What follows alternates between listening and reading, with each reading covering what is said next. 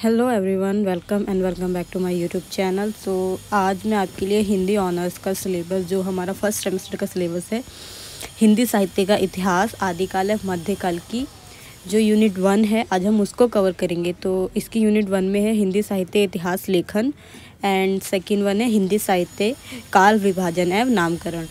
तो इसमें मैं आपको ये दोनों चीज़ें कवर करवाऊँगी and I hope you like the video. और अगर आपको कुछ समझ ना आए, कुछ मिस्टेक या कुछ गलती लगे तो आप प्लीज़ मुझे कमेंट सेक्शन में बताइएगा। तो इसकी 2 यूनिट्स हैं, पहली है हिंदी साहित्य का इतिहास लेखन एंड सेकंड वाला हिंदी साहित्य का काल विभाजन करेंगे और नामकरण। तो ये दोनों चीज़ें हम इसमें करेंगे। सो आप इस वीडियो को लास्ट तक देखिएगा तो आपको सारी चीज़ें समझ आएंगी। तो चलिए आगे बढ़ते हैं। तो इसकी यूनिट जो 1 है वो है हिंदी साहित्य के इतिहास लेखन की परंपरा का परिचय। तो जो इसकी है, हिंदी साहित्य के इतिहास लेखन की परंपरा का विकास विभिन्न चरणों और विद्वानों के योगदान से समृद्ध हुआ है। किसी भी साहित्य का इतिहास या किसी भी साहित्य को जब हम किसी का विकास करते हैं या किसी भी चीज़ का जब विकास होता है तो उसमें एक इंसान या एक ही लोगों द्वारा उसका विकास नहीं हो सकता। उसमें बहुत सारे लोगों का, बहुत सारे विद्वानों का उसमें योगदान होता है। तो ऐसे हिंदी साहित्य इतिहास के लेखन की परंपरा का विकास विभिन्न चरणों और विभिन्न विद्वानों के योगदान से समृद्ध हुआ है। प्रारंभिक काल में कवियों, जैसे इसमें लिखा है, विभिन्न चरणों विद्वानों के योगदान से समृद्ध हुआ है। तो प्रारंभिक काल में कवियों और उनकी कविताओं के संकलन को हिंदी साहित्य का इतिहास माना जाता था। जो प्रारंभिक काल था उसमें कवियों और उनकी रचनाओं के संकलन को हिंदी साहित्य का इतिहास माना जाता था। उदाहरण के लिए भक्तमाल जैसे ग्रंथों में भक्त कवियों का विवरण धार्मिक दृष्टिकोण को प्रस्तुत करता था। तो पहले जो रचनाएं की जाती थी वो धर्म को लेकर ही की जाती थी, उसमें धार्मिक दृष्टिकोण को ज़्यादा दिखाया जाता था। तो उसके बाद है 19वीं सदी में हिंदी भाषा और साहित्य के विकास की रूपरेखा स्पष्ट करने के प्रयास शुरू हुए। तो जो 19वीं शताब्दी थी या सदी थी, हिंदी भाषा और साहित्य के विकास की रूपरेखा इसमें ही हमने स्पष्ट की। हमने इसी 19वीं सदी में ही हिंदी भाषा साहित्य के विकास की रूपरेखा को तैयार किया। तो इसमें जो फ्रांसीसी विद्वान गार्सा द तासी ने इस तवार दला लिटेरेत्यूर एंदुई एंदुस्तानी 1839 नामक ग्रंथ लिखा, जिसे हिंदुस्तान साहित्य का प्रथम इतिहास माना जाता है। तो ये नाम बहुत इम्पॉर्टेंट है, जो एग्ज़ाम में आप लिखोगे तो आपको अच्छे मार्क्स दिए जाएंगे। 1839 नामक ग्रंथ, जिसे हिंदी साहित्य का प्रथम इतिहास माना जाता है। हालांकि इसमें कवियों का विवरण काल क्रमानुसार नहीं है।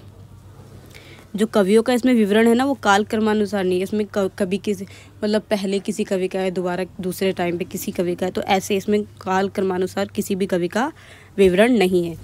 इसके बाद शिव सिंह सेंगर ने शिव सरोज 1878, ये भी बहुत इंपॉर्टेंट है। शिव सिंह सरोज जो शिव सिंह सेंगर ने लिखी थी 1878 में, लगभग 1000 कवियों का जीवन चरित्र और 1000 कवियों का इन्होंने जीवन चरित्र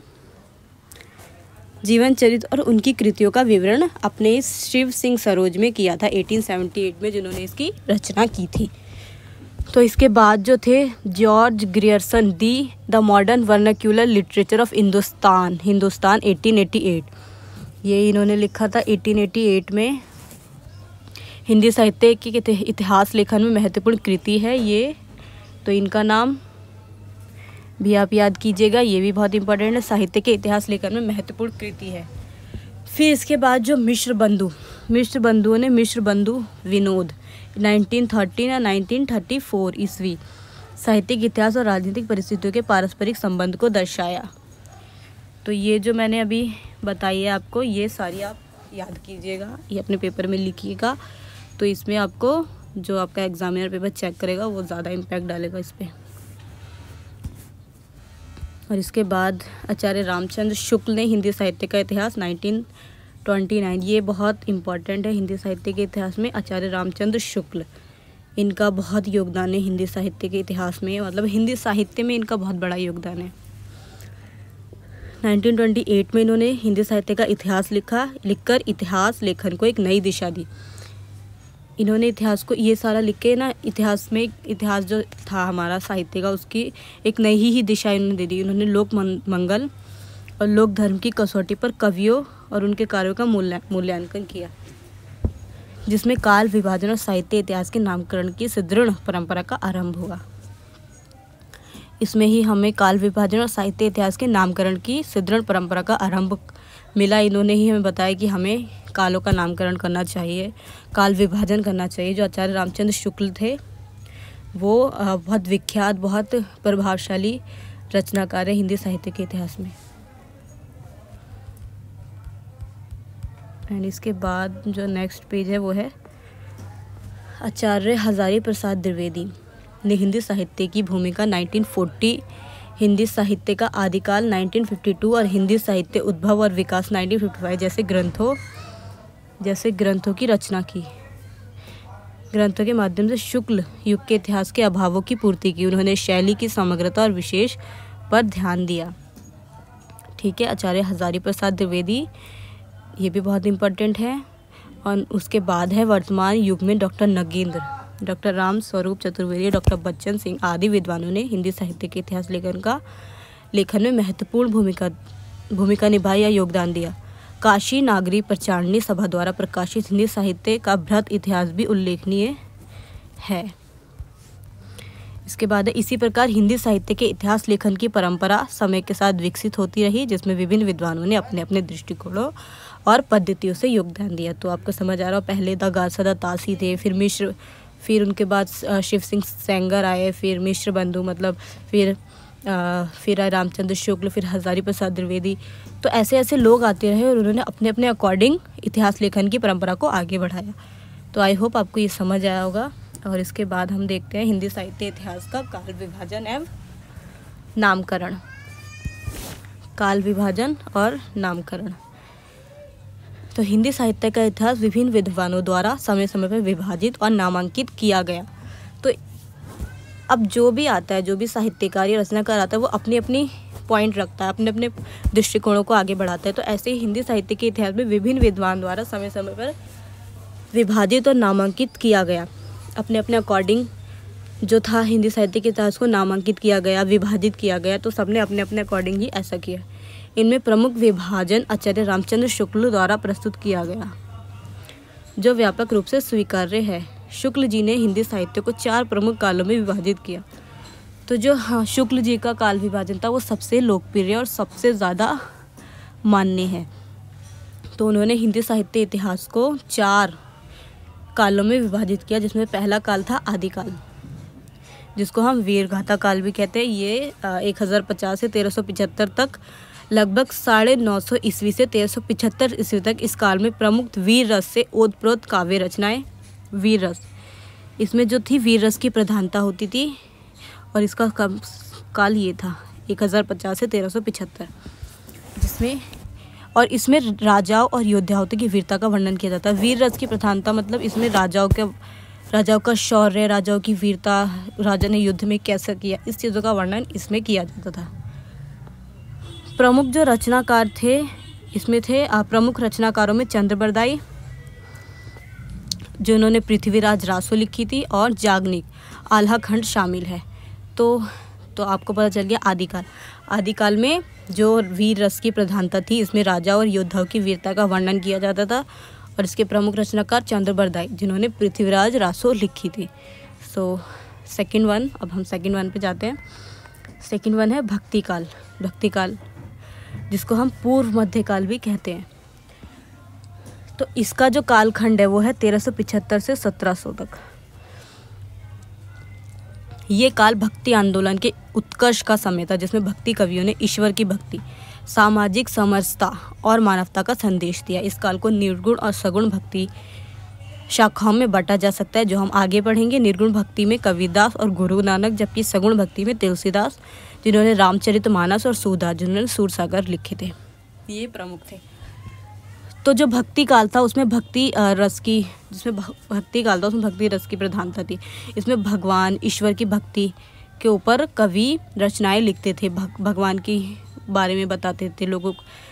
तो जो प्रमुख रचना थी वो भक्ति पर आधारित थी। और ये जो है भक्ति काल 2 भागों में विभाजित है, एक सगुण भक्ति काल और निर्गुण भक्ति काल, जो हम आगे पढ़ेंगे। तो सगुण भक्ति काल की जो प्रमुख कवि है वो है तुलसीदास और सूरदास। तुलसीदास ने बहुत रामचरितमानस, जो तुलसीदास का सबसे ज़्यादा फेमस ग्रंथ है वो है रामचरितमानस।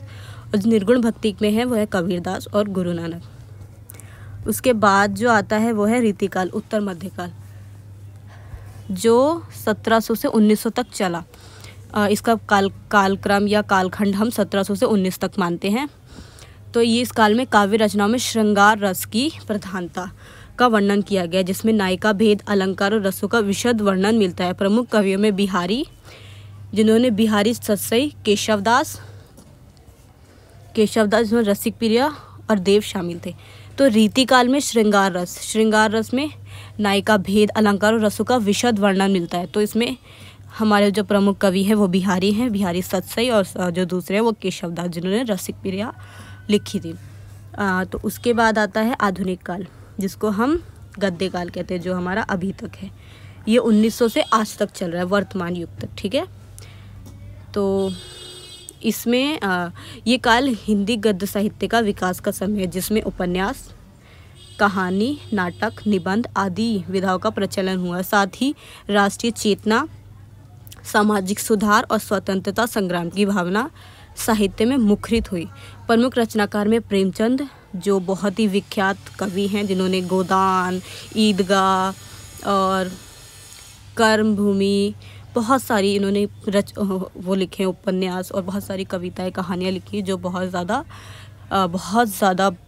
लोगों में प्रचलित हैं। जयशंकर प्रसाद, ये भी एक बहुत बड़े कवि, इनकी कमायनी रचना है। और महादेवी वर्मा, जिन्होंने यामा नामक रचना लिखी, ये भी बहुत ही विख्यात कवित्री हैं।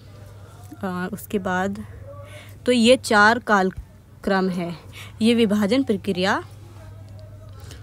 ये विभाजन साहित्यिक प्रवृत्ति, रचनाओं की विषय वस्तु और भाषा शैली के आधार पर किया गया, जो हिंदी साहित्य के विकास को समझने में सहायक है।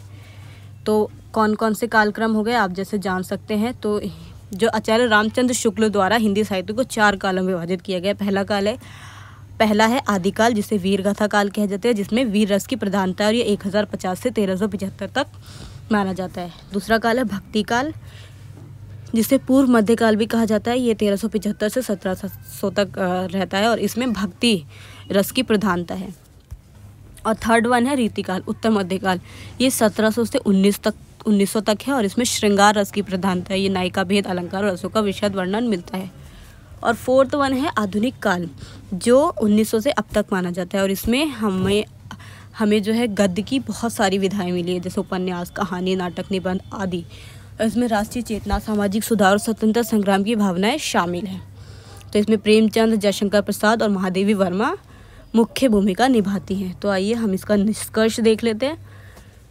तो निष्कर्ष है, हिंदी साहित्य काल विभाजन नामकरण के संदर्भ में आचार्य रामचंद्र शुक्ल द्वारा प्रस्तुत व्यापक रूप से स्वीकृत है। जो उनका विभाजन है आचार्य रामचंद्र शुक्ल का व्यापक रूप से स्वीकृत है, वो ही विशिष्ट है। उन्होंने साहित्य को 4 प्रमुख कालों में विभाजित किया: आदिकाल, भक्तिकाल, रीतिकाल और आधुनिक काल। हालांकि अन्य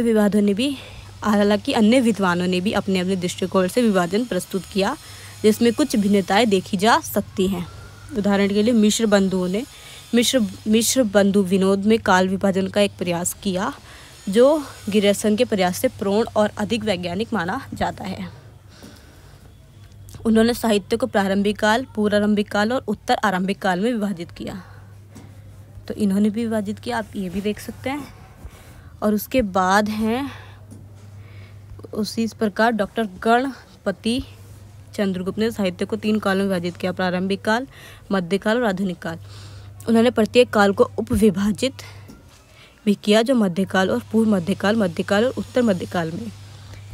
इन विभाजनों में भिन्नताओं के बावजूद आचार्य रामचंद्र शुक्ल का विभाजन सरलता, स्पष्टता, सुविज्ञता के कारण अधिक मान्य और प्रचलित है। हालांकि कुछ विद्वानों ने उनके विभाजन का आलोचना भी की। नामवर सिंह के अनुसार युग विभाजन करने में आचार्य शुक्ल का औसतवाद वाला सिद्धांत दरअसल सामाजिक परिस्थितियों एवं साहित्यकारों के बीच अलगाव का परिणाम है। अतः हिंदी साहित्य के काल विभाजन और नामकरण में विभिन्न दृष्टिकोण और मतभेद है, लेकिन आचार्य शुक्ल का विभाजन अपनी विशेषताओं के कारण प्रमुख स्थान रखता है। So guys, thank you for watching. I hope you like the video. If you like, please subscribe to my channel and like the video. Thank you for watching. Bye bye. Take care.